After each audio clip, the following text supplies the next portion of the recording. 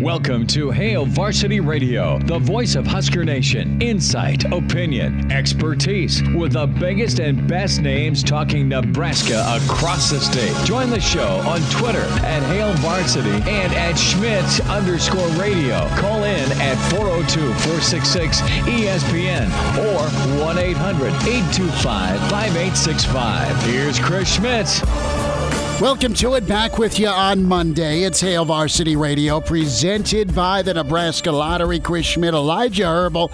We're back at it Saturday morning for the weekend show, but back full force in 2021 for another year. God love you for listening. Thanks so much. And plenty to get into today. Some Nebraska football news with JoJo Domann. Big-time commit, a nice get for Nebraska on the recruiting trail from Hawaii. So all of that in front of us. The coaching carousel is quite interesting, not only in the NFL, but also down at Texas as they went and got Sark. Some thoughts on that. I watched Sunday Night Football last night, just to see if it would live up to the bleep show that the end of the Dallas game was. You have NFC East teams.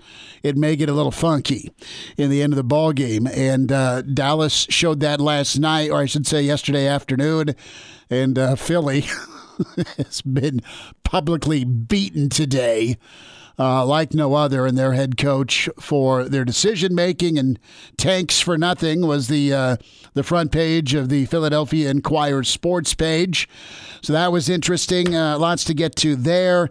And the NFL carousel with the jobs that are open in Detroit, New York, Jacksonville, Atlanta, Houston, and Los Angeles. Is Urban Meyer a reality? Is Ryan Day a reality a week from tonight? Is, dare I say it, Harbaugh on his way out of Michigan? And does Fitz fit in anywhere? This could have a Big Ten effect, quite honestly. So numbers to get in. Can join us today on Hail Varsity Radio, 466-3776, 466-3776, 800-825-5865. Email chris@hailvarsity.com.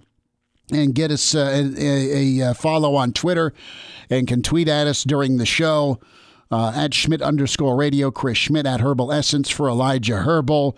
Elijah, what's shaking with you? Got enough caffeine going? What do you know? Doing good. It was a good weekend of sports. We talked a little bit about the college football playoff on Saturday. I'm sure we'll get into that a little bit more today as well. Right. But that was a good way to start it off. New Year's Day. Football yesterday. My Broncos ended the season in the most 2020 fashion possible for them. They were there and then they weren't. Well, they called the timeout so the Raiders could call a 2-point play. Well, you got to help out in Vegas. Yeah. I'm trying to think, did Fangio have money on the game or something? I don't know, but it looked okay with the 92-yard hookup. Yeah, I'm happy with the performance on the field, and it makes me think better things coming next year, especially now that Elway's not GM. John is just going to be going to games and not dabbling in player personnel anymore. It's a long time coming, and he finally said, "Uncle." Aside from recruiting and landing Peyton Manning, it's not been a great run for Mr. Bronco himself when it comes to securing offensive talent. Yeah, Elway is I'll say it now, just because I'm probably going to eat crow on it later once the Broncos get an actual GM who knows what he's doing. But John Elway was a great talent evaluator out of the draft, except at the most important position on the field. He could not evaluate a quarterback to save his soul, and it's kind of the nail in the coffin for him. But he evaluated and picked up a lot of great defensive players, even some offensive linemen. Noah Fant, I think, is a great tight end, but he ruined Jano. He ruined himself with Paxton Lynch, Trevor Siemian, maybe Drew Lock. We'll see across the fingers. Is Siemian still in the league? Because I didn't hate Siemian. He wasn't like the answer, but he was a good backup. I believe Paxton Lynch was a nightmare. Yeah, Paxton Lynch was terrible. Brock Osweiler, another bad quarterback. Better on air. Let's see. Trevor Siemian is the emergency quarterback for the New Orleans Saints right now. So he's practice squad his way to the playoffs. God forbid if the Storm and Mormon gets hurt, right? I mean, there you go. Well, they still have Jameis Winston below him. He's the emergency of all emergencies. He's holding Jameis's clipboard. Now, so let's dive into some Nebraska, and this is incredible news for the Big Red, for the Blackshirt defense. JoJo Domann is coming back for a 6th season of football, and JoJo's not missed a snap, not missed a game. And you have him, and if you're lucky enough to get Cam Taylor-Britt back, he'll get a draftable grade. Does he want to go from decent day 2 to day 3 pick to first round guy, Cam Taylor-Britt? That's what he's got to decide, and come back for another year. But JoJo Domann is really the heartbeat of this Nebraska defense with his versatility. You think about what the Nebraska defense is becoming, and I'm not whispering 09 or 2010 or 95 or even that incredible 96 or 1999 defense. I'm not going there. But of the things you can at least go, all right, it wasn't horrible. They were good, and quite honestly, they carried the team a lot this year. It was the Nebraska defense, okay? And that front seven that was a question mark was good. The secondary was really good for most of the season, but Nebraska's front seven did their job. Ty Robinson did his job. Casey Rogers was nice. Ben Stilley, he may come back as well, was really talented. Snacks played really good football. Your inside backers did well, all right? When you look at Riber, I'm so choked up over this. But JoJo Domann, I'm choking in here, man. You're doing the Darth Vader to me or something. I don't know what's going on. But JoJo Domann was so key because of what he can do on the football field. And you talk about that true hybrid. You see guys like Rondale Moore, right, or Wan'Dale Robinson. You see that guy that can do it all, catching, running, just wearing out an opposing defense. JoJo is that type of player for a defense. He's that type of athlete that can get off the edge. And in his career, he's had 4 forced fumbles. He's had some major splash plays that have been key. And how many times in games that Nebraska won this 2020 season did JoJo really kind of put a knife in a drive coming from the weak side just on his own and make a tackle for loss, right? He's lined up off the edge. He shoots in. The run's going to the short side of the field. He comes from the wide side. JoJo makes the play, running it down from behind. He was quick enough and recognized what to do on a run play like that. He was so big for Nebraska with some negative plays that he inflicted on an offense. And even as you look at the ball game against Minnesota, him in coverage, where he always has pass breakups because they'll drop him in the nickel into coverage, and he's versatile and talented enough to be a coverage guy. But that deflection he had when Minnesota took their deep shot, that's kind of my one burned image of JoJo playing pass defense this year, right? And he did a really nice job against Penn State as well, but JoJo never given up on the play, was beat, and made the play over the top to knock that ball away that could have ended Nebraska's day a little earlier than Minnesota did. But he is so good, and he can line up and play against Wisconsin. He can line up and D up against Purdue.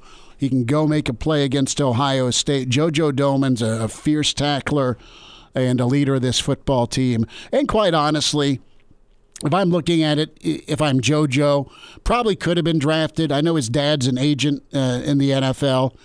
And listen, JoJo's going to better himself, and I think NFL teams will look at him and look at a lot of kids that come back, or some come back for a 6th season, and say, okay, yeah, you're going to be 24. We'd like you a little bit younger, but COVID's COVID, so I don't think it's going to hurt guys who do come back, even if they're a little older than traditional rookies. I don't think that'll be a deal breaker this year going forward because of the COVID situation where it's been really helter-skelter. He's going to be a better football player. You're going to get better tape on him. And he's a guy that is monstrously important to this Nebraska defense. Yeah, my evaluator for how good a defense is and how good individual players on the defense is comparing the great splash plays these guys make to how many times you look at them and you look at the replay of a play and go, man, what the hell are you doing? And with JoJo this year, I don't think there's any plays that stand up in my memory as a what the hell are you doing play for JoJo. And think about JoJo's unselfishness, right? I mean, JoJo is so anxious to try and make something happen for his defense that he got burnt a couple of times from just doing his job, right? You think of the Purdue game 2 seasons ago. There's some moments where he was too anxious. And I'm not piling on the kid. I'm just saying he didn't do his job, and he was the first to own up. He was ultra-disciplined this year. Yes. He was so disciplined at doing his job, but also being able to stay within the parameter of the defense and making a splash play. We'll talk with Charlie McBride coming up here in a little less than an hour, and get his take on JoJo Domann and the importance. But think about what you could have coming back to Nebraska defensively. We know that 2021's a murderous schedule. We know that Nebraska has a lot of wound licking to do on offense. But listen, man, if you get Stille back, you have Daniels back, you still have Robinson and Rogers. That's pretty nice. You got the polar bear getting bigger, stronger, and faster with Zach Duval and that development system. You still have Reimer, right? You got really nice play out of Henrich. You still have Snodgrass in the middle, okay? There's other guys on that interior, right, that you're kind of waiting on as well. But JoJo's so big, at least you've got one spot at that outside linebacker position. You can continue to develop the other outside linebackers you do have that you need that dude to come in and make plays as a pass rusher, a Caleb Tanner, for sure, Garrett Nelson for sure. And then if you can get Cam Taylor-Britt back with that secondary, maybe Markell sticks around. I don't know. But Markell's one of those guys, what's his draft probability going to be like or do you go, free agent route? Again, the COVID card is a little tougher to make the squad as an undrafted free agent moving forward. So I like what you have in a 1-2 punch in that back seven when you have JoJo coming back, and if you can get Cam Taylor-Britt back with a very, very solid defensive line ready to take another step forward. They are really good. I mean, we're talking over a yard per carry, good against the run. All right, they weren't an embarrassment. They were really pretty good, honestly, against the run this year in Big Ten play. You just look at the Iowa and the Northwestern games. Now, Illinois is Illinois. That will always make you weep. But Nebraska did take steps forward against the run. And if you can get a guy that's a playmaker, that's committed on every level of the defense, secondary, linebacking core, and on that defensive line, there's something to at least feel good about going into next year. Yeah, and my take on the defense from this past year was that they gave the offense a chance to go and make a play and go get a win in almost every game they played this year. They kept Nebraska in about every football game aside from and they did enough to keep Nebraska hanging around at Ohio State to do more than they did. Yeah. I mean, it was turnovers that screwed them. And I know it's probably pretty early to be drinking this Kool-Aid, but when I'm looking at this defense and who could be returning, I think this Honus is big. Yeah, Honus is big and Cam Taylor-Britt's big. If those two guys come back, I think this defense is good enough to do that same thing for the offense next year. And then it comes down to the offense on improving and being able to take those close games and make them win. Let's take it a step further. Do you go from just being like reliable and pretty steady defensively to taking that next step and be ball hawking? Go get turnovers, go make splash plays. And we just kind of laid out what JoJo Domann did for you off the edge and what your secondary was able to do. Listen, that's one side of the ball you can feel okay about with JoJo Domann returning. I love how he did it on Twitter as he superimposed some faces, the infamous Wolf of Wall Street. I'm not going anywhere. The show rolls on. Moment from Leonardo DiCaprio as he had it all set up to just walk away with a bunch of money, avoid the SEC, avoid scandal. I'm not saying that at all with Nebraska or JoJo, but I'm saying the scene in Wolf of Wall Street where you had everyone losing their mind cheering and the faces that were superimposed from the different assistants and Scott Frost and JoJo's face on Wolfie's character was pretty good. There's other scenes in that movie you could have gone with, but I like the one he chose. It's fitting, just because I feel like I'm one of the people in that the Stratford Oakmont, the office cheering because we're gonna have some more midgets we can throw at dartboards and stuff. Yeah. I think they like being called little people. Sorry, the little people. Those are like the non-conference teams we're playing next year. We're just gonna grab them and bro. Too far. No, I love your enthusiasm. But right now, Nebraska's the one being tossed towards the dartboard. Yeah, and I said it was probably early to be drinking the Kool-Aid. Maybe I'm already drinking a little too much. You're having some Stratford Oakmont wine at lunch right now. Pretty good. We'll get some time with Jay Moore. He is on the way. Blackshirt Husker NFLer Jay Moore, his thoughts on the NFL weekend, on the Nebraska defense, where the Big Red can go as a whole, as Nebraska is into a new year with another tough schedule. Charlie McBride's on the way. Greg Smith, Hail Varsity Recruiting Insider. Great to be with you on a Monday at Hail Varsity, presented by the Nebraska Lottery. And we're back. Fellas, you think we could listen to the radio on Hail Varsity Radio, presented by the Nebraska Lottery. Yes! That's awesome! So appropriately timed during commercial break, Cam Taylor-Britt takes to Twitter, announces that he is coming back. Cam Juice saying, after much thought and consideration, let's take it back for one more ride, Husker Nation. So we were speculating that Cam Taylor-Britt would come back. He is officially back, so a very happy birthday gift to Scott Frost. You have the JoJo Domann announcement over the weekend. You get Cam Taylor-Britt today. And we'll just ask Blackshirt Husker NFLer Jay Moore and co-host of Big Red Wrap-Up. So what are you getting Scott Frost today? Clearly there's a day of gift-giving going on. I had no idea it was his birthday. Yeah. I'll have to, I'll have to get him something late, I guess, or a belated gift, as people say, happy belated birthday. Right, you just re-gift something. You have something in the garage, Bird, you can just say, okay, here you go, Scott. Well, I was just kind of down here in the old storage unit looking at some golf stuff. I'm sure I could give him some golf stuff. He does like to play golf. I got some golf balls and gloves down here. If you're a golfer, you can never have too many gloves or balls. There we go. I'm just going to keep moving on. Jay, it's good to talk with you. Happy New Year. Your quick reaction here. What's it mean? Best case scenario. What's the ceiling look like for Nebraska's defense in 2021 with JoJo coming back and also with Cam Taylor-Britt now? Yeah, those are, with JoJo coming back, and then, arguably Cam Taylor-Britt was probably the most consistent this year, and by far one of the best in the secondary. He did get a couple bad breaks with playing football. Calls. Yeah, correct. The early on in, I guess, Ohio State, mm-hmm.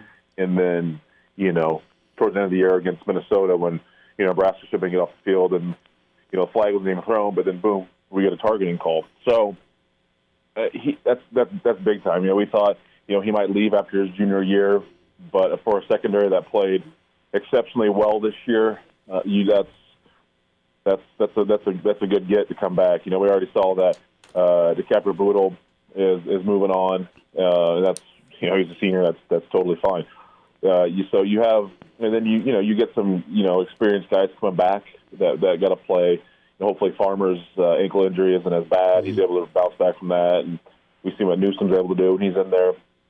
You got some tick against Northwestern and some other times. So, but then you get JoJo back and him coming back after as a senior. I always wonder is like, okay, he's such a tweener because he's a small linebacker but a big safety, but he's just that kind of that Swiss Army knife. So I don't know if and I think he can definitely play at the next level, but I don't know where. That's just the hard thing. So I don't know if that was a decision on why he decided to come back. I think he could be a really good special teams type guy at the next level. Off the top of my head, I don't know. I couldn't tell you what special teams that he has played or did play at Nebraska, but giving him back, he's another very consistent guy. He's able to blitz off the edge. He's able to play against the run. He's able to play well in coverage. So that's another good get for Nebraska coming back and taking advantage of this kind of this asterisk season where guys didn't lose any eligibility, and it'd be nice to have a few more guys say, hey, we're gonna stick around, and I imagine they have some time yet to kind of figure some things out. I don't know what the NFL deadline is, and I know school doesn't start till end of this month, so I would imagine they have some extended time to figure out what these guys' next move are. But you get arguably two of your best and most consistent players this year in a defense that took off this year and was much improved, and that's exciting. That's exciting for this program and just trying to get things back to where they need to go and get back to winning football, so that you can have two of your best guys come back on defense. That's a great starting place heading into the 2021 season. Jay Moore is with us. HailVarsity.com and magazine is where you can find some of Jay's work. Also, the podcast, More to It, the Hurrdat Media choices of podcast, Google Play, iTunes, Spotify is where you can hear Jay Moore. And also catch him on Big Red Wrap-Up. Jay, as we look at Nebraska, kind of turning the page from when we last talked to now, are you concerned with where things are at offensively, identity-wise, and special teams-wise, or are you pretty confident things will get hammered out this offseason? Oh, I'm very concerned. It's what you see in year three wasn't great. I mean, the defense is the only thing that improved. But I look at special teams, and special teams again isn't a sexy thing. The majority of guys that play it, it's not. You don't want to be known as a special teams guy, even though that's guys make millions of dollars doing it at the next level. But you just look at their issues and their struggles and the mental collapses and just some of the things that happen. It's just that's a little concerning to me, because that's just attention to detail, and that's want to. And I don't even know if coaches, coaching special teams, if that's something that's a sexy thing to do, and or they really care to do it. But when you're not where you want to be at talent-wise, offensively, you got to make it up some other place. Those are hidden yardage, those are hidden points in games. And when you've lost as many, one-score games, 8 points or less, as Nebraska has in the last 3 years, you can look at special teams like, man, if they could have just, done that, they could have not had one kickoff return, if they could have flipped the field a little bit better here, if they could have gotten a field goal here. The momentum things play so heavily in college football, and those teams, the special teams, just to kind of seem to get overlooked, swept under the rug. I don't know if it's a depth issue, if they're not playing enough starters on some of these things. I look at myself. I was a starting defensive end. I started on the punt team for 2 years and played other special teams as in my sophomore year. And I look at other players, that played multiple special teams as starters, defensive guys or offensive guys. So they got to kind of get that, figure out what they want to do. And then offensively, honestly say that Adrian Martinez has gotten a ton better every year since he's been here. I don't know. I can't say he's really exceeded expectations yet. I think he's had his issues. So that's one thing offensively. I think O-line, and in 3 years, have they gotten better? I don't know. that's can be argued about and talked about. The running back position, have they really shown a firm grasp of things? I don't know. They don't have that home run hitter at running back that you're used to seeing. If with us or any other program, you watch these bowl games, you're like, wow, you have a running back that actually breaks something over 30 yards and score. We just seem like we haven't done that in the last 3 years. In the wide receiver position, there's some bright spots with what Wandale's going to do and Xavier Betts, but again, the inconsistency is there. So there's things to be optimistic about, but you can't fool me, you can't trick me anymore. I mean, this is I'm done, with the whole Kool-Aid thing. There's some definitely things to be concerned about heading into year 4. And you look at the schedule, it doesn't get any easier. I mean, I can't look at the schedule and be like, yeah, that's a win, that's a win, that's a win. I mean, you look at next year's schedule. I mean, maybe they only guaranteed. I don't know if it's guaranteed anymore, but one you say, yeah, they should be able to get that one is when they play Southeast Louisiana, towards the end of the year. And that's granted if, that schedule stays the same and Nebraska does go over to Ireland week 1, against Illinois. So I'm not totally optimistic next year. I mean, defensively, yeah, I think they do some good things, but I thought the offense was going to get rocking and rolling this year. And I don't know if they took a step back, but I don't think they took a giant leap forward in year 3 with a 3-year starter at quarterback and your most experienced O-line group coming in to date with Frost, and that's concerning to me. And the special teams just continue to be an issue with this football program, and there's got to be a dedicated effort to get that turned around. Because again, in the Big Ten where games are close, those little mistakes on special teams need to get fixed. Rather sooner than later. Jay, you have an interesting perspective on special teams, being someone who started off their career there before getting experience actually playing on defense and eventually getting to the draft and making it to the NFL. But one of the things I noticed from the college football playoff last week was Alabama had a guy in Devontae Smith who's a Heisman favorite, and what's he doing on special teams but going down and covering punts? He's playing as a gunner. So what do you make of the balance between getting your best players out on the field on special teams and let them go make plays, and then also letting other guys get experience who aren't starting on your offense or your defense?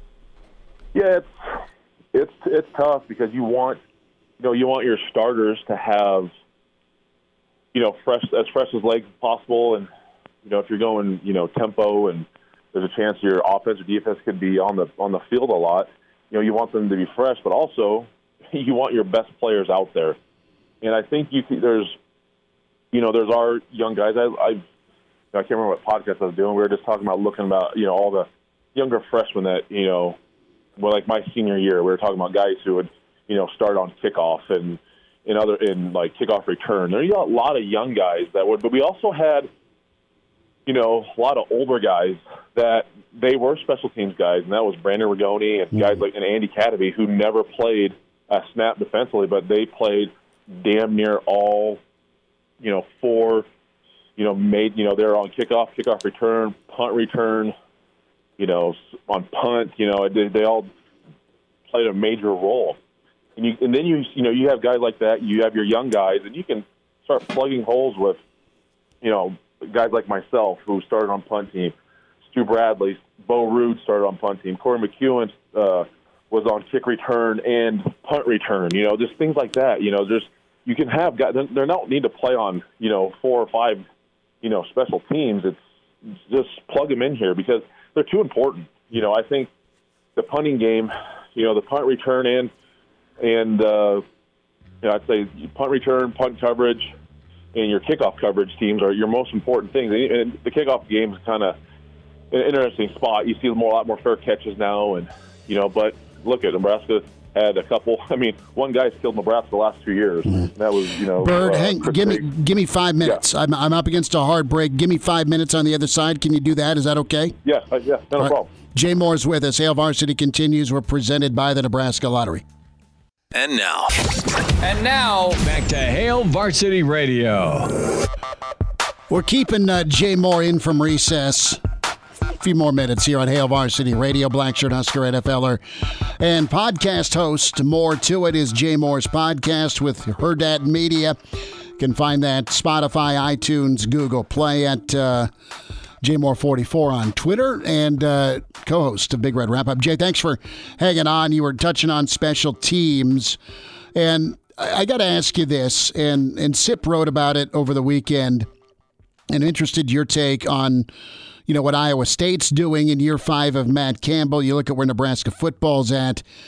If you see Iowa State doing what they're doing, that's capping off a successful runner-up in the Big 12, a 9-win season, not since the days of Seneca Wallace, as Iowa State cranked out 9 wins.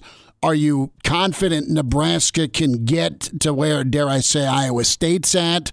Or does that make you go, dude, Iowa State, with the average of a 48th ranked recruiting class, is doing this? Where's Nebraska at? How are you looking at this situation? Are you even comparing Nebraska to Iowa State? Oh yeah, I am, and it's I don't know if it's shocking, but it's we've used this word a lot already in this today, and it's concerning. I mean, you look at we're around 20th recruiting ranked, and they're in the 40s. I mean, and it's what you're getting out of your talent, but Iowa State's just you watch them play, coached up, man. They play great football. Yeah, they do. They play smart. They play solid fundamentals. They rarely beat themselves. They play well on special teams. They're just tough. They're tough kids. They play tough, and it's just Matt Campbell's he brings that intensity. He brings that. He has some great comments. Talking about how if you love the process, the process will love you back, and the process is not easy. That's college football is you play any high elite level sport. The process is hard. I mean, people see what happens on game days in front of fans, and they think, "Oh my gosh, these guys are going to do this, and what a time to be alive." But what they don't see, Monday through Friday is an absolute grind. And I always joke, it's just it's a military term, and it's embracing the suck. And just I don't know if Nebraska's quite embraced that, and that's from top bottom, and embracing that process, embracing that grind. And there's some things you see, you're like, okay, but again, it's like, man, why is this taking so long? And but I don't know if we talked, since they getting out of they don't decide to go to a bowl game, they do the vote, and it sounded like it was left up to a 2-deep vote, and 2 deep on the defense, 2 deep on the offense. Well, the defense wanted to play. Then you see them. It sounds like most offensive guys didn't want to play. Well, you're not really surprised when that happens, considering the results that both either sides of the ball. The defense played well, the offense didn't this year. So that's just a little, those things are concerning to me a little bit. Are they? You vote not to play when I get it. They're dealing with some other things, but could you try to get better? Do you want to get better? Do you want to improve? Do you want another opportunity? And I get it. I mean, I know there's some other things they're dealing with, but also my mind's like, are they really embracing that opportunity to get better and say, hey, we got one more week to make it through there. Let's try to get better and get a bowl win and try to stack wins, because they haven't stacked wins at all. It's just some things. Just the mindset is a little. It's concerning. It is. It's just it doesn't happen. You don't step foot on that campus. And some kids do. Some kids have the mindset. I did not have that mindset when I first arrived on campus. I had to mature and learn that, and learn to embrace the grind and want to be a part of this. And once you get the results, it's addictive. And that's what Matt Campbell says. You fall in love with the process because you see the results. And Nebraska needs better results, but they also need to commit to that process a little better. And maybe they'll finally see that in year 4. But the schedule doesn't get any easier, and the Big Ten keeps getting better and better coaches, unless the NFL starts plugging coaches away from this conference, which sounds like they're trying to do. But until then, Nebraska's got to, fall in love with that process and embrace that grind and embrace that suck and just know it's not going to come easy. And it hasn't come easy at all. So, patience is a virtue here. We got to be patient with it. But I want results yesterday, and we just haven't gotten them yet. I don't think they're going to come quickly either. They got some things to work out, and that's figuring out what the head man wants to do and how he wants to get there. And I'm sure he has to talk with his guys and and get over some hurdles that they're dealing with, and then figure out, and okay, here's a plan. This is how we're going to implement it, and this is what we're going to do to finally get a winning season, or get the 6 wins, get the 7 wins, and start seeing those results and getting these kids to buy into everything they're talking about. And it's a long process, and unfortunately it's just taken us extra long to get to where we need to go. Jay, real quick, you mentioned the NFL plucking some Big Ten coaches that could be Fitz, that could be Harbaugh, that could be Urban, that could be Ryan Day if he wins it all. I mean, those are the PJ Fleck's agent got his name floated around as well. Yeah. So I got to ask you this as we say goodbye. Detroit, Jets, Jaguars, Atlanta, Texans, Chargers. If Jay Moore is getting to pick what job he takes, which one are you taking? Oh, boy. I love the San Diego area, but that ownership there is the worst. They're not in LA. Yeah, I mean, you can still drive to Coronado Island. Sorry, I screw it up too. Yeah. Thanks. I keep forgetting they're in LA.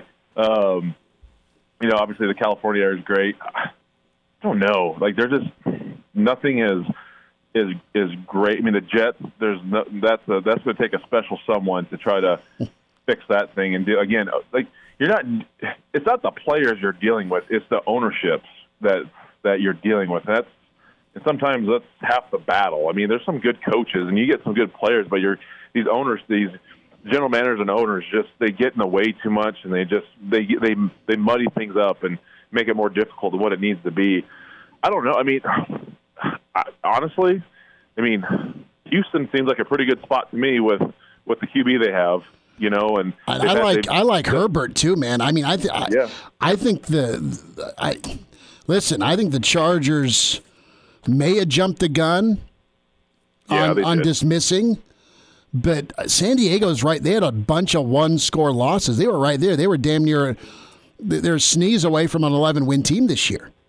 Yeah, I just know that. I mean, they are. I mean, Herbert's a great QB. Lynn was. He's a well-respected coach. I know they had a ton of injuries too, but I just know people that have been in the organization, and they have nothing but poor things to say about the ownership group. So that's always a little concerning to me.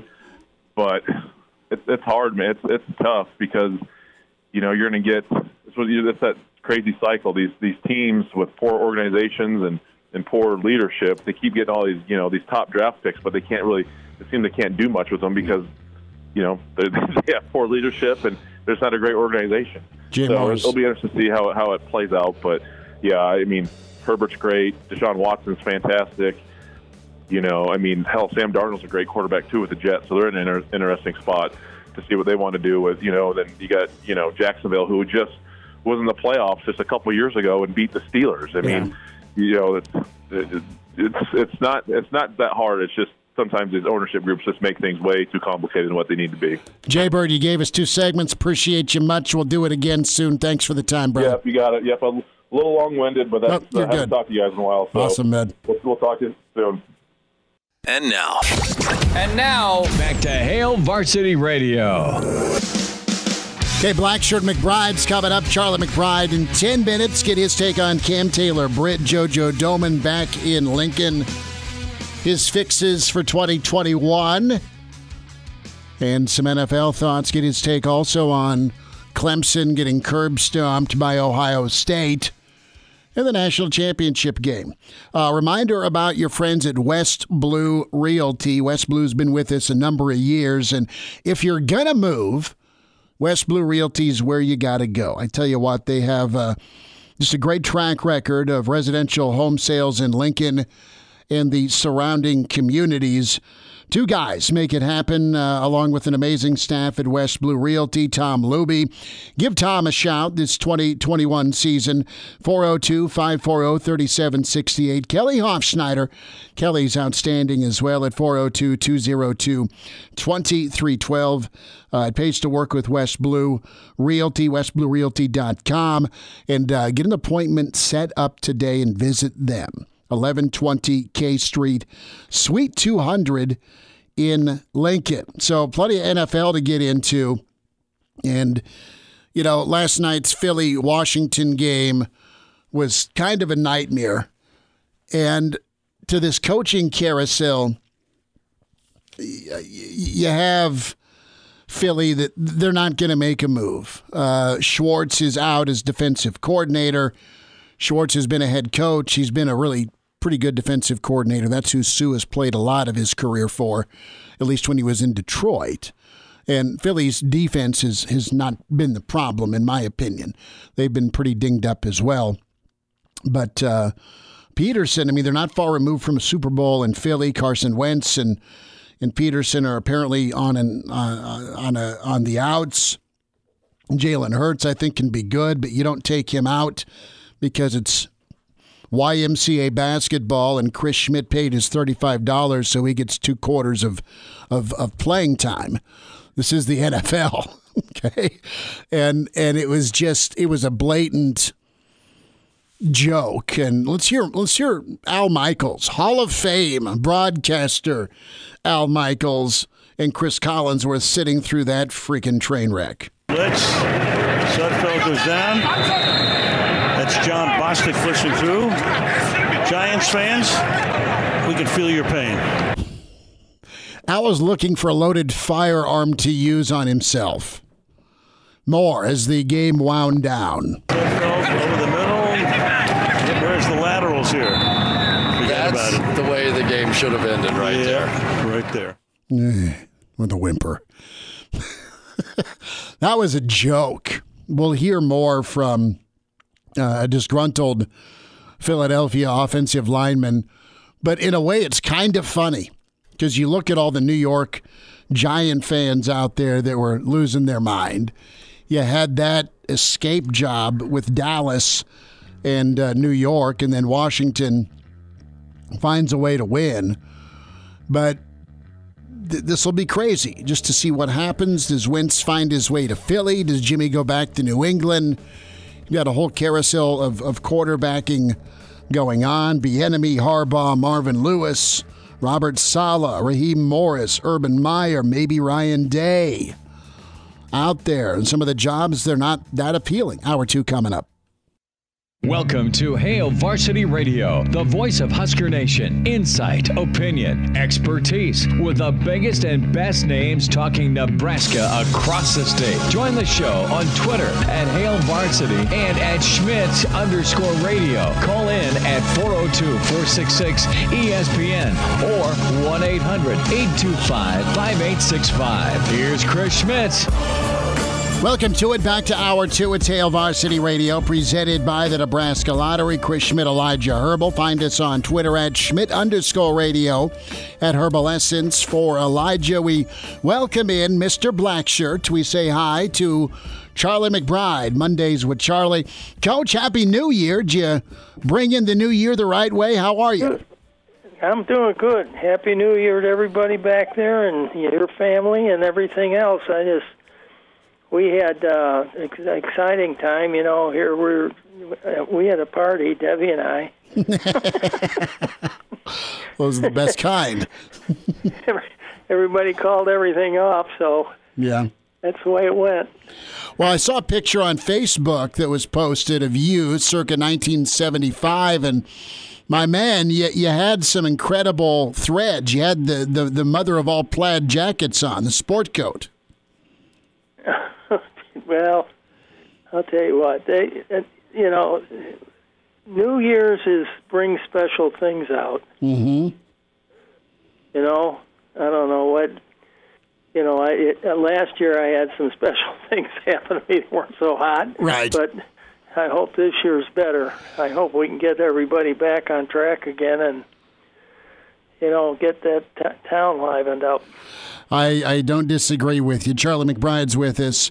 Coach, I want to start off with some news, and JoJo Domann is coming back for a 6th year for Nebraska on the defensive side of the ball. And about a little less than an hour ago, Cam Taylor-Britt, the cornerback, also said he's back in for his extended junior season or senior season, however you want to deem it. But what are your thoughts as a defensive guy with both those guys coming back for Coach Chinander? Well, I tell you, that shows you something. A little bit about what they think of the coaches and what's going on there right now. If it wasn't positive, then I'm sure that they wouldn't do that. But I'll tell you what, they're both good leaders and both good players, and I think this is the thing you have to have: guys that'll follow, and guys that'll try to live up to how they play, and and that kind of thing. That's really important. And that doesn't make any difference that they're both on defense or whatever the case is. I think it's really important that the whole team sees. Here's some guys that probably could go to the NFL and play, and they're going to stay, and probably and I don't know what their degree setup is, but I would guess if they're along, they could probably leave that place with a master's degree. Sure. And that's not a bad deal to start with. It already gives you a pay raise when you start, so it's a good thing to stay. You can't eat the football. Charlie McBride's with us on Hail Varsity. So the defense was a bright spot, I think it's fair to say, for 2020. Coach, as you look at things to fix or improve on for Nebraska football in 2021, the schedule is very, very intense, but you have a lot of experience coming back, at least on the offensive line and quarterback, and you've gotten some kids that got some live action at running back. Special teams is also something that needs to be discussed. What can you expect, or where can Nebraska grow? Do you think they can grow this upcoming fourth season under Scott with what they want to do on offense? Well, I think a lot of it has to do, too, with the young guys that are there doing the following, Sure. With these older guys. And then they're going to be now they got a grip on the program, and those are the things that have to start happening. And I think that's going to eliminate a lot of mistakes and put for more concentration. And but I saw that a lot of things improve, especially at the end of the season there. It really started to come on. The penalties, showed up in that last game with everybody. That was a kind of a wild deal. But I think those things, those are things you have to just every day harp on them and practice, and I think the other thing we got to, would be turnovers on defense, especially, and we were a little short in third down and fourth down conversions, things like that. Kind of some of those things that were really important. But if you go back and look at the season, I think you'll find there's probably 5 plays in there that were big plays that were called back. And, those things they really hurt. I mean, you can watch them every Sunday, it happens, but, those are things you can't have happen to you. And I don't know that this last game that I saw with Ohio State, there weren't many penalties in that game, and I think that goes to show you that, it can be done. And, and I never thought too much about it till the end of the game, and but I can't really remember any big. There's some turnovers, maybe but that's not what I'm talking about. I'm talking about, that 15-yarder for unnecessary roughness. Sure. The stupid penalties. You're going to get a holding penalty once in a while, but that's something you have to really work at. And like I think I said before, Coach Tennifer put mittens on them so they couldn't grab a hold of anybody. It was just harder to do, and I think it really worked. Charlie McBride's with us on Hail Varsity Radio, Mondays with Charlie. Coach, I want to go into what Iowa State was able to do with Matt Campbell, and they're 9-3, they're Fiesta Bowl champs. They're about a touchdown away from winning the Big 12, and Coach Campbell is doing all this in year 5. And a lot's been made with, where's Nebraska's progress in 3 years under Scott. Now, year 4 is going to be challenging, but you've got a lot coming back to build on if you can clean some things up. What's your takeaway with Matt Campbell and what he's doing from a development standpoint? Because they're not always landing on paper big-time recruits, but, man, they're making kids into really good football players. Well, I think it's their coaching. I think they're the kind of people that can develop players. And I think that they have a good recruiting base. That he came from Toledo, and that Ohio's full of good football players, and the kind of kids that maybe don't get the coaching that some schools do over there, but they're really, have the physical ability, and if you work with them, it works. It worked for us. I mean, I can go down the line, and if Coach Tennifer was around, he could prove it. I mean, of all the people that made players, he was one of them. And, he had kids on the team that never were offered a scholarship anywhere, but made them really good players, and they didn't make mistakes, and they did things well. And, that's kind of what you're looking for. And I think if you look at, some of our offensive linemen, they were all 6'1", 6'2" guys that weren't 6'8" and 6'10" and things like that.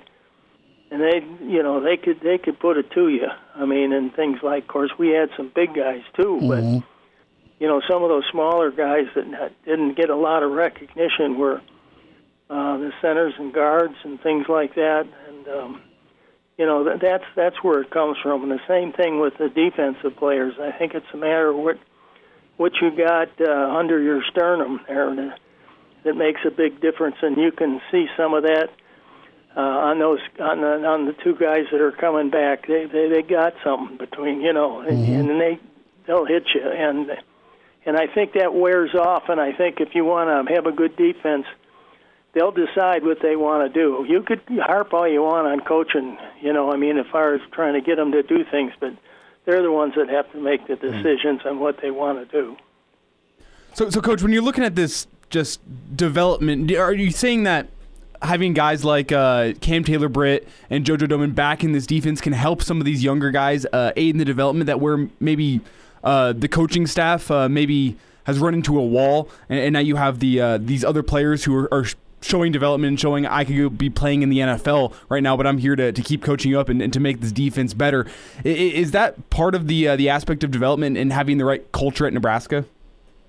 Well, I think, the culture comes from that, where it started with them.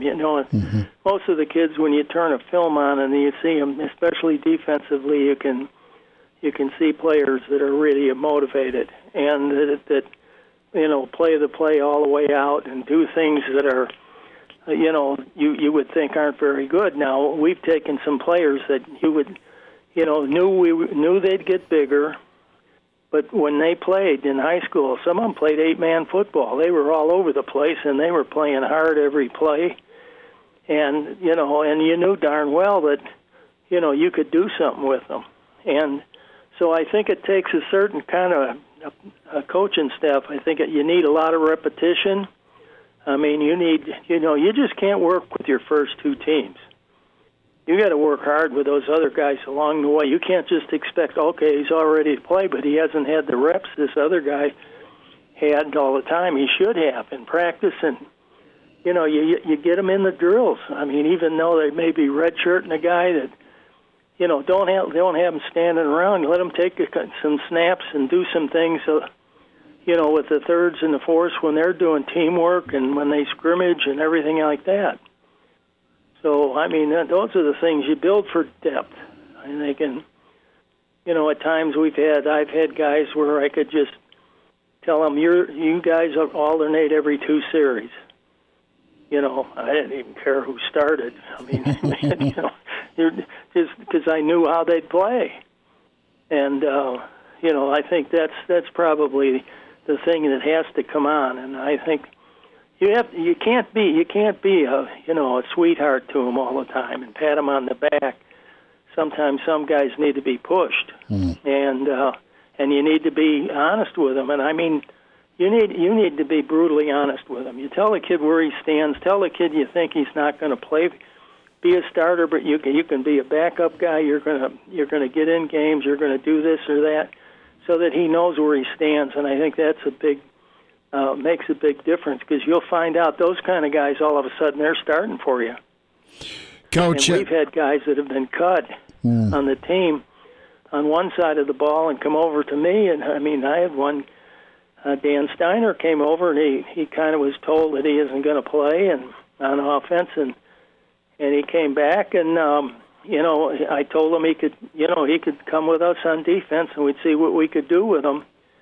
And the next thing you know, they needed him back on offense, and he ended up being a starter. And those are the kind of guys. I mean, he didn't give up, and those are the kind of players you need to have on your team. I mean, they're good support factors, and and they'll do anything it takes to win. And I think if you have a good base from the state, that rubs off on the other guys. Coach, we'll get you out of here on this, and it's wonderful to talk to you again. Thanks for taking and making time. What's your reaction to Texas? What's your reaction to Texas moving on from Coach Herman? $15 million to go goodbye, and they go get Sarkisian, Nick Saban's right-hand guy. Listen, let me tell you something. Back in the old days, I remember A&M got artificial turf. Mm-hmm. And the next week, Texas started putting in artificial turf. If the Texas coach got an A&M got a higher raise in the salary, they had a special meeting and gave the guy, so it was $500 more than the guy from A&M was making. And the thing that hurts me about this a little bit is, darn well there was some stuff going on behind his back. Mm-hmm. That's the thing that I don't like about it. And it was probably, a lot of it had to do with money. Yeah. Guys that have money and saying, hey, I'll do this, I've been doing this, and that stuff happens. And that's how a lot of times that stuff happened. That Southwest Conference got in trouble. Mm-hmm. All these guys, these alumni, were doing things that the coaches didn't know about a lot of times. And giving guys special jobs and things like that. And cars. It got to be a war between the alumni, not so much the coaches, because they didn't know. Some of them didn't know what was going on. I mean, they knew something was going on, but they didn't know what it was. And a lot of times coaches, especially the younger ones, will just keep their mouth shut, and they don't want to get anybody in trouble. Mm-hmm. And, of course, that's the thing you don't want to do, but that all comes through the head coach. Anytime we had a problem, we thought it should be recognized, and I think you tell Tom, and he talks to the head coach himself. Sure. And presents it to him what's going on, and just tells him you need to stop that, or you need to, whatever the case is, or we're going to have to do something about it, and that usually cuts it off. Mm-hmm. But, I don't know anymore what, I'm not on the road. I don't get a feel for what's going on, so I don't know how it all falls out. Charlie McBride's with us, Hail Varsity Radio. Coach, have a great new year. We'll talk to you next Monday ahead of Ohio State and Bama. Thanks for the time today. Okay, well, I'll be here, I hope. Take care, Coach. Thanks for having me. Right. Okay, bye now. And we're back. Fellas, you think we could listen to the radio on Hail Varsity Radio, presented by the Nebraska Lottery. Yes! That's awesome!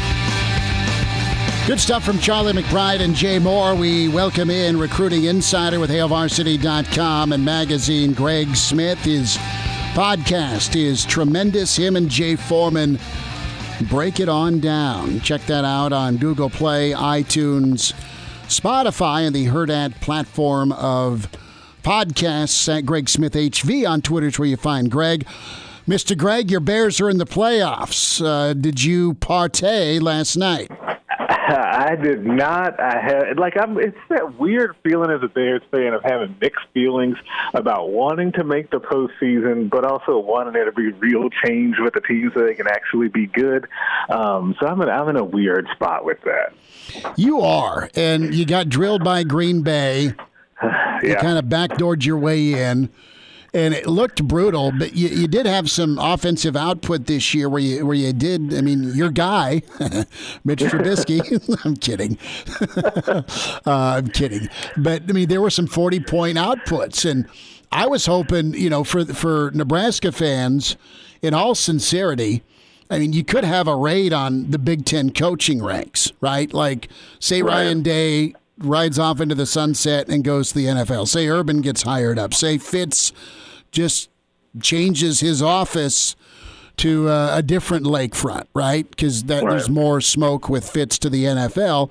And then if Harbaugh goes to Detroit, right? So, I mean, you could have a raid, and even PJ Fleck's agents floating his name out there for the NFL. So the Big Ten could, I don't want to say get easy, but maybe more easy to navigate if some of these guys get out, and maybe it's not a one-possession game you lose in the fourth quarter. Right. No, don't forget James Franklin, too. He's had his own kind of flirtations with the NFL. Sure. I think a few years back that he almost took that Texans job, it was reported. So it feels like, the NFL is starting to wake up to the Big Ten, the level of coaching that's in this league. But it's kind of tough if you think about it as a Nebraska fan. If we just named, 6 coaches from the league that all are good enough to go to the NFL, that's good on one hand. It's bad on another. It's not cool that you're not part of that conversation. There's a lot to dive into today with you. I want to get your take on outside linebacker Wyndon Huhuli, big-time get over the weekend from Hawaii, the top player from the beautiful island of Hawaii. And you felt this was good for Nebraska. You've been talking to us all pre-signing day and even a little bit after signing day that this could happen. What's this mean for Nebraska? And your overall kind of grade on Wyndon with what you saw and what you liked on film. Yeah, it's a really big move for Nebraska, and it really means I think it gives Nebraska, first of all, it gives them credibility in Hawaii to be able to continue to recruit right, and that's something that this staff has wanted to do, kind of led by Tony Tuioti, who's the lead recruiter out there. But it also shows you what they're able to do during what was the crazy year of 2020. Thankfully, 2020 is behind us, and being able to get a kid like that from Hawaii that obviously had never been able to visit. And as I was kind of thinking things through, like, he was in a really tough spot, Wyndon was, because him, like the other kids from Hawaii that are prospects, and there's a bunch of them, he was not able to, you couldn't just take a really unofficial drive out to a school to be able to see it, right? There was no way for him to do any of that. So I think the only school that he had visited in person that he was considering was Washington, and that was over a year ago. And so it really speaks to Tony Tuioti, Scott Frost, Eric Chenander as well, and the job that they did in recruiting him. And what you like about him as a linebacker is he's kind of a Swiss Army knife and can play either inside or outside linebacker for Nebraska. He's got good size, 6'3", 220. It's a really good runner, hitter out there as well, an aggressive kid. There's a lot to like about Huhuli as a prospect. Greg, I can't remember off the top of my head any Huskers that were from the state of Hawaii who recruited out of high school. Maybe I'm missing Dominic Raiola. Yeah, Raiola of the 90s is the last one time. Tony Tata, Junior Togai, and you've got Tonyu Finoti, who played as a freshman. And Finoti was a second-round pick for the then San Diego Chargers. But all names that were before my time. But are we seeing, Greg, the start of a He's calling me old, push? Greg. Are we starting seeing the start of a push in Hawaii, though? What other names are in Hawaii incoming classes that Frost and Company could be recruiting down the road? So they are trying to make the push in this particular class. We've talked about Titus, wide receiver out of Hawaii. Titus, that we have. It's been really quiet on the front with his recruiting, but Nebraska is in the mix there. I think they were in his final 5. Zen Sotelo is a defensive lineman who goes about 6'4", 280 out of Hawaii as well that they're recruiting, but it's kind of unclear at this point if Nebraska will end up taking another high school defensive lineman in this class. and that might be impacted by if you get a returning senior coming back on that defensive line. So there's a couple of more guys, but they've got more offers out for the 2022 class in Hawaii as well. They want to make this a regular thing where they can recruit Hawaii because they are always producing Power 5 players. Well, and just think about Frost's connection with the islands, with Mariota, of course. You've got the success where Frost and Oregon right in it with Tua, of course, before Alabama, and then, of course, Milton, a Hawaiian product as well. So there's lots of success from the islands where Frost has been, and now you're seeing some trench work there, or potential trench work, but at least you get an outside linebacker. And you get that Polynesian connection with Tuioti. That's so key because more times than not, if a kid does leave the island, you've got large sections of a Polynesian population, right? When you look at BYU or Utah or Washington, USC was great for a lot of years with their with their Polynesian connection, and even Colorado back in there, and I'm talking 30 years ago, but they were phenomenal with offensive and defensive linemen. So those were big gets. It's so untapped, and it's a lot of effort to get out there, right? There's worse recruiting trips. I'm kidding. Right. But it's hard to get a kid to come to the mainland, and even harder to get them to veer off the West Coast. Is that fair, Greg? Oh, yeah, absolutely. But the thing is that you have to start somewhere so that you could get guys believing that it's okay and it can be done. Because I promise you, there's kids that look up to Wyndon that will see, hey, he was an Army All-American or U.S. Army All-American, it's called now. He's going to Nebraska. Like, I wonder what that's all about. And that's really, if you're Nebraska at this stage, that's what you just want to have happen because, eventually they'll be able to take visits again. And you can get guys, here for official visits, which it would have to be. It'd be unlikely to get them for unofficial. And then once you get them here, then as we've talked about a lot, all bets are off because getting anyone here for game days is always a big impact on their recruiting. Greg Smith's with us. Greg, what's next for Nebraska when it comes to where they can go here before February? Give me a target or two, an additional target or two, and an Avante Dickerson update. It's funny that you should mention that because I just got done writing that for the notebook tonight about kind of what's left on the menu here for the 2021 class. And I think that Avante Dickerson is the big high school name out there, and what happens with him.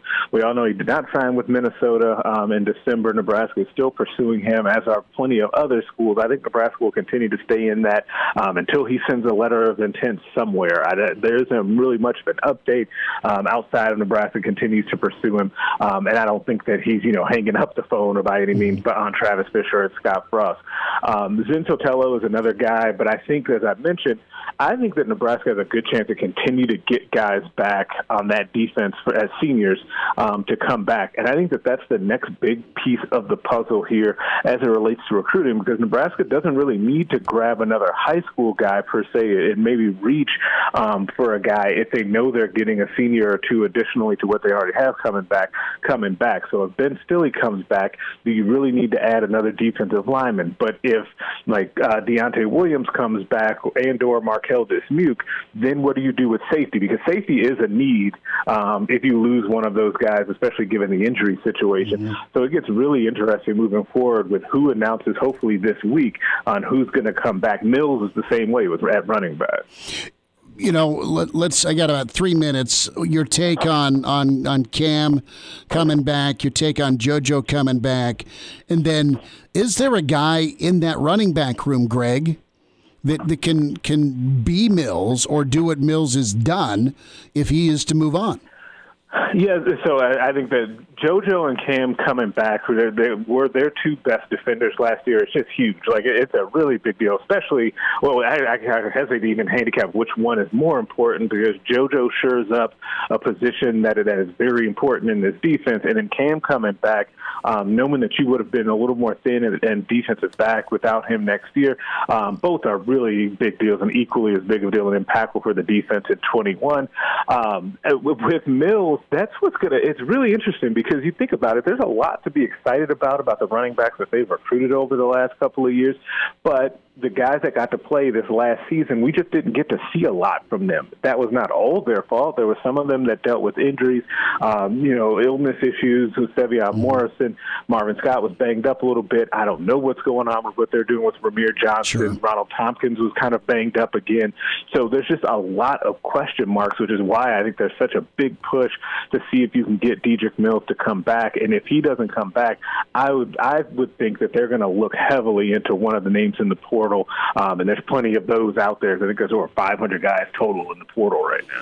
Greg, what's that say to you? Is Nebraska just off in the body type they've needed to get at running back, or is it just too early to tell due to the injury, due to COVID? And I know they've had lots of practices, but, Nebraska's been a physical football team, i.e. there's been physical practices, so guys have been dinged up. Are you ready to move on from all these 4 stars you've brought in?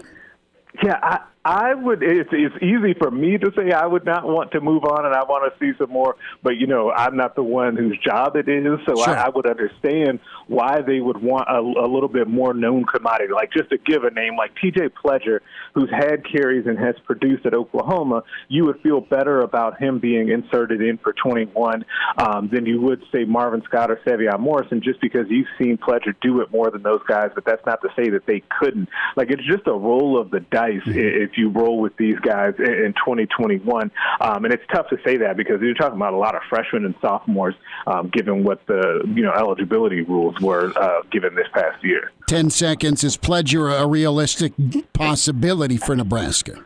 I think they will look at it a lot if Mills decides not to come back. Sure. I think they might cool off if he decides to come back.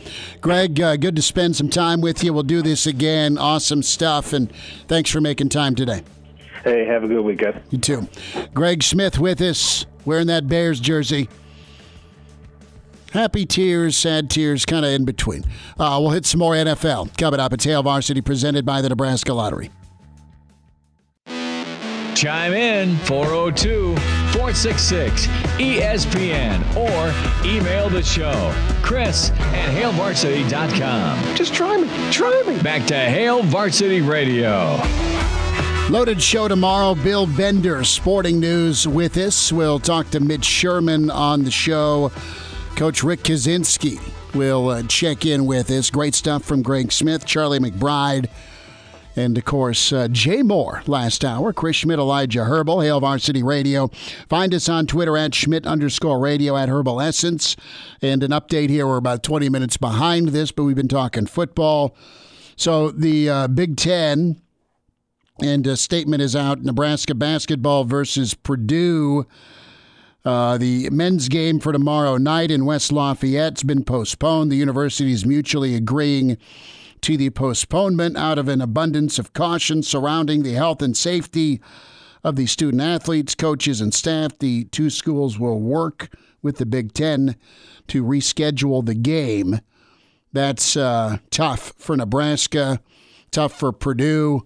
Nebraska's in the midst of Big Ten hell right now, although they played a lot better against Michigan State, took less stupid threes, and fought till the end. You got some really nice scoring by McGowans and Teddy in the second half. You got a little bit more rhythm from Lat, and Walker was going to make his debut. But Nebraska looked better, and they couldn't look much worse than they did against Ohio State, so at least that was encouraging. But you're just having a tough walk, Nebraska men's basketball. They seem to share the ball a little bit more, but above all, Elijah, at least they were trying to get to the rim and driving. I mean, they had a chance to get knocked out down 17 over the weekend, and they closed the gap, cut it to a two-possession ball game, cut it to 5 at one point, but just didn't make enough plays against a team that, let's be honest, should find their way to a Sweet 16 at a minimum. Yeah, I actually did not get a chance to watch the game on Saturday. You chose to do other things. Yeah, how was camping? There's an old camping joke I'll tell you off air. Okay. It's a Rick Barnes special. I'm interested to hear what this joke is. No, you're not. No, guess I'm not. But no, it was good. It was my first time out camping in the winter out in the snow, which I've always wanted to do, and I found two buddies who were interested as well, because we've been wanting to take like a cool like winter expedition up to the mountains, go camping, go like, really rough it. Colorado? We did not know. We this weekend we're on that that's a hell of a turnaround. Okay. Platte River State Park. It was nice. Been there before. Did you have a campfire? Had a campfire and a tent and a nice sleeping bag and called it good. And a bottle of Fireball. I was going to say, you brought the Fireball with you. I knew that was happening. That was what kept me most warm. I got coldest around 4 a.m., and I'm not sure if it's because it got cold or if I could. You had to go outside and have to go to the can, Or do you just have one of those cool sleeping bags that you can just pull a Dumb and Dumber and just go? You just hold it all night was my thing. That was like the worst part was the morning going like, I got to pee and I got to go start this fire, but it's warm in this sleeping bag. Dude, you're nuts camping. I mean, it wasn't awful over the weekend, temperature-wise, but good for you. It was definitely cold and it was definitely something I've wanted to get out of the way. So. Did you make breakfast over open campfire, or did you go to do the drive-thru? We made dinner over an open campfire. Woke up in the morning and we're just like, it's too cold. All right, we're not doing this. We're out of Fireball. We're going to go drive through McDonald's. Yeah. But what I will say about Nebraska basketball, good teams win, great teams cover. And Nebraska basketball They did cover. Yeah. By the way, Kent emails in, chris@halevarsity.com. Nothing wrong with this cancellation. One less loss to endure this week. So there's the positive outlook for Kent. God love you, Kent. So NFL, let's get there. And if you're picking a job and a candidate, I think the top candidate's got to be Bieniemy, right? Is it time for Bieniemy to take off and go do his thing? Yes, but do you leave Kansas City for Detroit? Do you leave Kansas City for the Jets? Do you leave him for Jacksonville? Do you leave him for Atlanta? Atlanta's aging, all right? They were once a Super Bowl squad. Texans, no cap money. They do have Deshaun, who's incredible, but they don't have any draft picks either. Chargers, baby. And you get to go play your old boss twice a year. Andy Reid, Kansas City versus L.A. and those Chargers. Chargers are a great setup. Now, maybe Harbaugh fits in there. He's a former Charger. We'll know probably more tomorrow if Harbaugh gets extended or goes to the NFL. Detroit's not a good job. Just not. No. Stafford's a good quarterback, was a Warrior yesterday. But, man, you don't have him for much longer, I don't think. It's time to start afresh in Detroit and end the Matt Stafford I think you era. trade Stafford to New England. Makes sense. Let him be a Band-Aid and go from there. Has a little bit of New England system in him. Mm-hmm. Now, this was important to me. Adam Schefter gave Bengal fans and Nebraska fans the heads up on Zach Taylor. Before Burrow got hurt, Cincinnati was in about every football game. They weren't a laughing stock. Their offensive line, specifically at right guard, was a nightmare. But Cincinnati was competitive. And Zach Taylor's getting another year, which is great. And they got trounced yesterday. But I can if they can make some improvements on the offensive line, you know what? I don't know if they knock on that playoff door next year, but I don't think Zach's doing bad work in Cincinnati. Last couple of years were rough. The Bengals announced that Zach Taylor will return for this season. I don't think that's a surprise to a lot of people, but again, the Bengals struggled for a second straight year. They have Joe Burrow coming off the ACL injury, and Zach Taylor will return as the Bengals head coach, which came from Mike Brown this morning.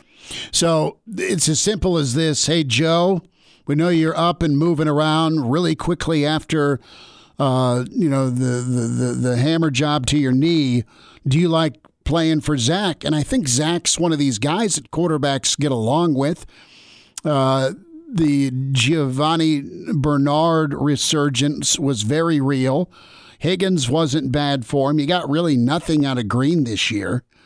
All right. And defensively, there's a lot of high-scoring games. So the question is somebody willing to hand $12 million to Urban Meyer? Might it be Jacksonville? he has been pondering the idea of returning or at least making a move to the NFL. And so people know that he's coaching in Florida. And I think that that's something that he's been sifting through in recent weeks, trying to decide whether or not to make the jump to the NFL level. And we'll see whether he does or doesn't. But that's a big decision. If he decides to go to the NFL, and he's clearly thinking about that over the last couple of weeks, that would be a candidate for the Jacksonville job and somebody that would garner a lot of attention. Number 1 pick overall, $100 million in cap room, 11 picks. And you're 2 years removed from an AFC championship appearance. So somebody, scouting-wise, has drafted some of the right people. Nobody ever got kept. We wanted to break out of Jacksonville like they're Andy Dufresne. I mean, if you're just looking as a coach, I think the Jets have That's a pair to sound off and say, give me $12 million. I have no NFL experience. But, I mean... That's Urban Meyer, though. That's Urban Meyer. He wants to be courted. I think Urban Meyer to Los Angeles for the Chargers job makes a lot of sense. Go to get to warm weather to get Justin Herbert. But I would be enemy, name your price. Before we get out of here, I just want to say, this Jets job, we haven't talked about it. I don't think it's that bad. They have an all right roster besides quarterback. I don't dislike their quarterback. Miss us? Come here, brother. Give me a hug. Bring it in for the real thing. We're on call for you. Catch the podcast at HailVarsity.com, the ESPN Lincoln app, or download them on iTunes. Saddle up, partner. Back to Hail Varsity Radio.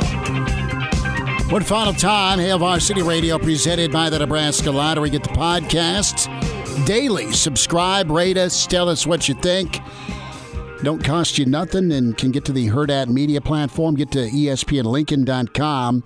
Go to the on-demand section, download some of the interviews, take that with you. Or the full podcast flies by and can do so with iTunes, of course, Spotify, Google Play, and real easy to do it. Elijah does a great job along with Damon getting things posted up there. Appreciate them much. And a reminder about buckling up. 70% of people in fatal crashes in Nebraska not wearing a seatbelt. If used properly, a seatbelt can reduce risk of injury up to 60%.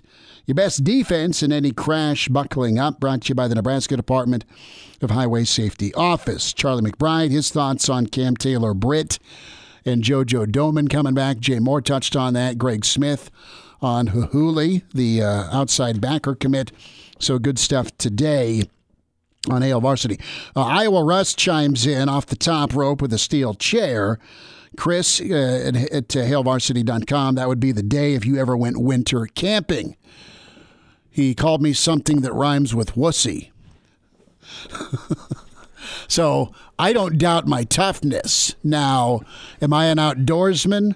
Hell no. I despise camping. I'm kind of like Chunk in Goonies. I hate nature.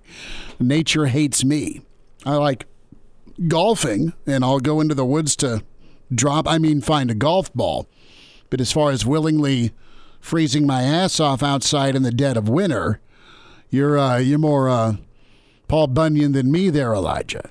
I mean, to me, the winter camping was better than like the summer camping. It brought like the excitement factor back into camping. I felt like a kid again, going camping. Maybe that's if I go camping, I'm gonna give Uncle Dino a call, cousin Dino, and we're gonna go out to the Smoky Mountain National Park. He's got an Airbnb right at the mouth of the entrance to the Smoky Mountains in North Carolina. So we're gonna go visit cousin Dino, and we're gonna crash with this old school, looks like a silver bullet. Kind of trailer, right? And it's just ravishing inside. It's sweet. It's straight up glamping. But I'd do that. Give me a fridge, give me a cocktail, give me a TV, and we can look at the scenic beauty of these Smoky Mountains. See, I just don't understand why you're not like a camping guy, because it's what it is you go out there and you drink some beer or some mixed drinks and you grill some meats. No, I get it, but that's why I have a patio. I don't know. Maybe it just... No, good for you. And I appreciate your enthusiasm with it. Faithful listener chimes in on email and says, Chris, there are no trees in the fairway. Dude hasn't golfed with me in a while. So here's what is going to happen. I will I'm getting this set up, and Switzer doesn't know it yet, but we're going to invade Switzer's place. All right, Coach Barry lives close to the stadium. Uncle Andy, my brother-in-law, got himself an RV. Maybe you've seen it posted on Twitter at Lundyland. But he's got a Cousin Eddie RV that's actually runnable and usable. We're going to take that bastard down to Norman this year. All getting set up for the 50th anniversary. Talk to you Tuesday.